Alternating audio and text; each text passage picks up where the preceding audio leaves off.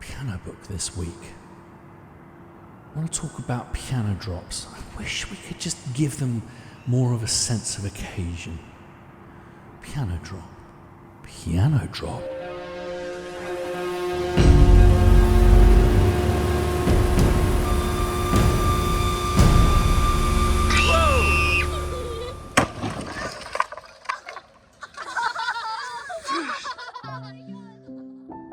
Piano Book is a community of like-minded composers whose passion for music is matched only by our passion for sound.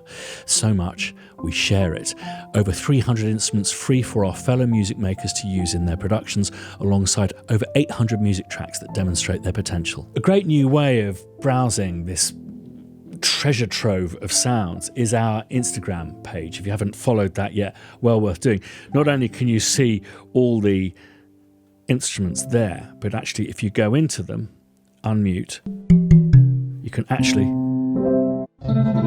browse sounds.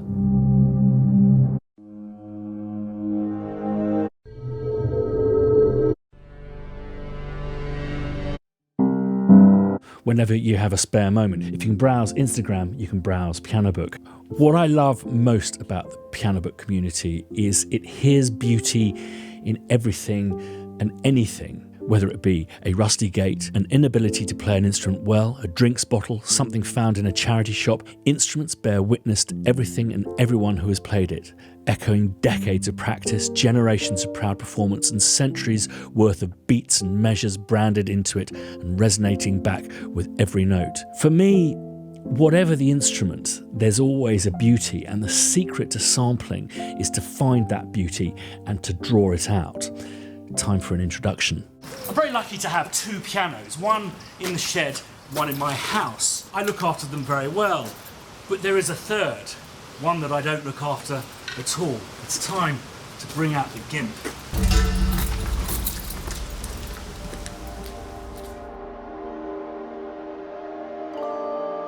A vintage Broadwood made especially for John Cuthbertson and Sons in Glasgow in 1900 and frozen to death. This beast has had the shit played out of it, has really seen better days, and was about to be thrown onto a tip. We felt it only appropriate to rescue it and see this piano off with more of a dignified bang.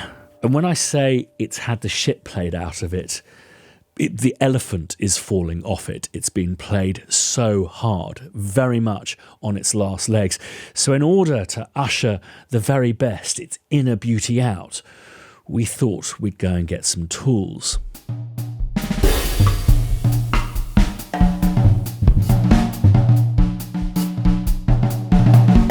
Tin snips. Yeah, that sounds good. And I think we're going to need some safety goggles as well. Just thinking more. And I have the sense I can do something with this too.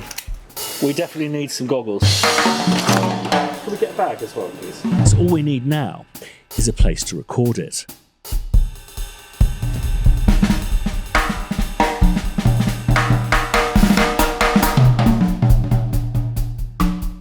Stuart, it's lovely to see you again. Lovely to see you. How are you doing? I'm very well. We're keeping appropriate distance. Yes, surviving 2020. We've brought the gimp in. And we were first just going to discuss the kind of sound that we were looking for. This has got an incredibly soft tone. It's actually quite pleasant.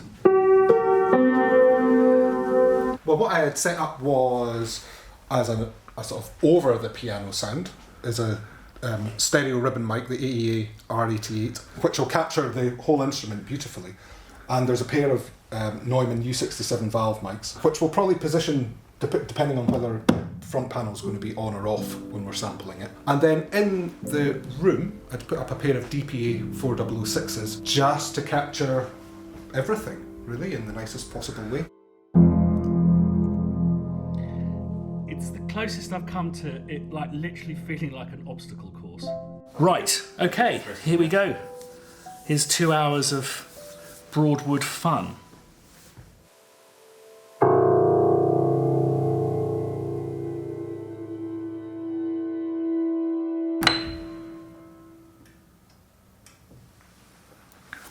Oh, God. I now have Spitfire start trace, which basically means even if I want to smile, I can't. We've got 3 different instances for the 3 different microphones. Okay, let's have a listen with the room mics.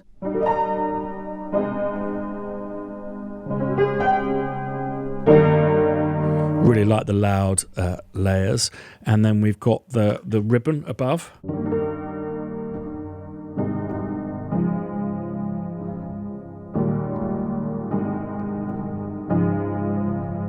But I think my favourite is going to be the U67. Such beautiful mics. Much more present.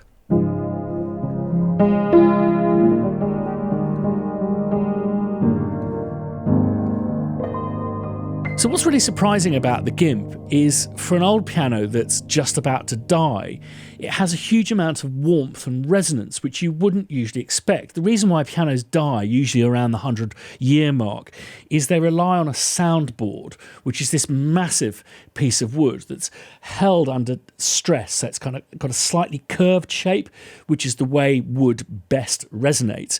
And this, over time, eventually relaxes to create just a very kind of flat, papery, non-resonant sound. Not the case with the GIMP, which has this amazing warmth. So I thought we'd really kind of go into this and try and draw this warmth out, and thought, well, instead of felt it, how about flannel it?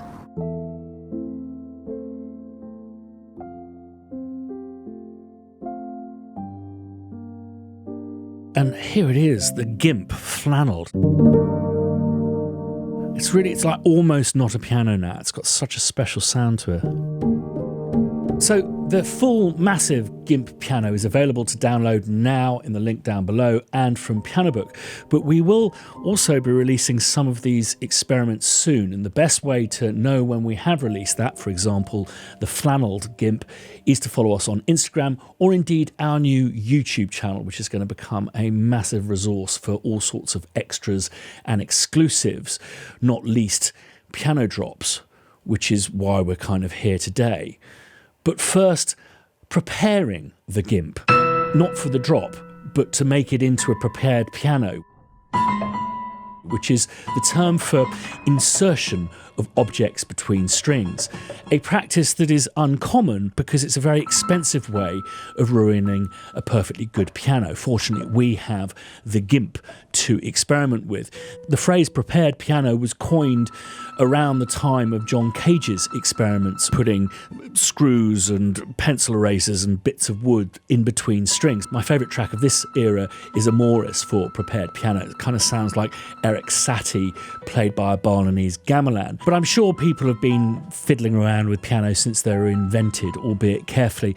I believe Henry Cowell was cited as a key inspiration for John Cage's experiments there, but also over in Brazil, Villa-Lobos was inserting bits of paper and wood between piano strings. So we decided to go with some nails.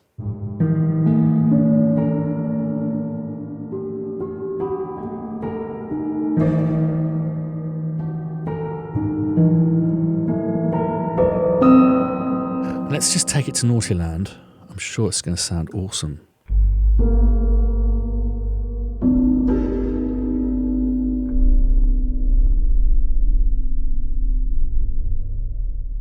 And then this is the nails being played by the keyboard but muted with my hand.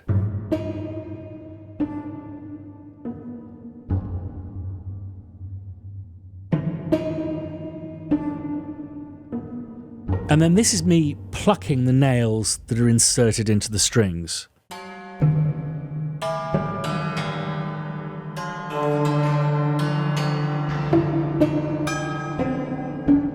And I've created this multi that uses a mixture of the flannel and the hammered nails as well, just to give it just a little bit of something extra.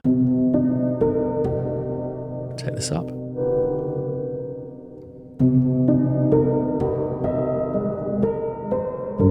Whilst it's a real privilege to not have to worry about damaging a piano by inserting stuff between its strings, it's also a real privilege to do this.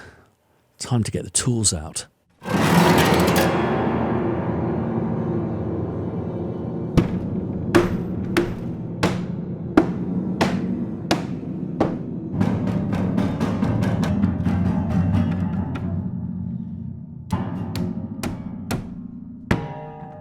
Okay, so time for the grand finale. Now, why are we doing this? Well, every week on our YouTube channel, subscribe to it down below, we do a thing called a piano drop, where you get a selection of the best stuff that have been submitted that week, and also some of our old favourites. But the YouTube channel is also going to become a resource for all sorts of extra content and tutorials about recording and sampling. So do subscribe and ding the bell on that channel if you haven't done already. So, time for the grand finale. Aberdeen, 60-foot crane, and one who's had a good life but went out with a bang.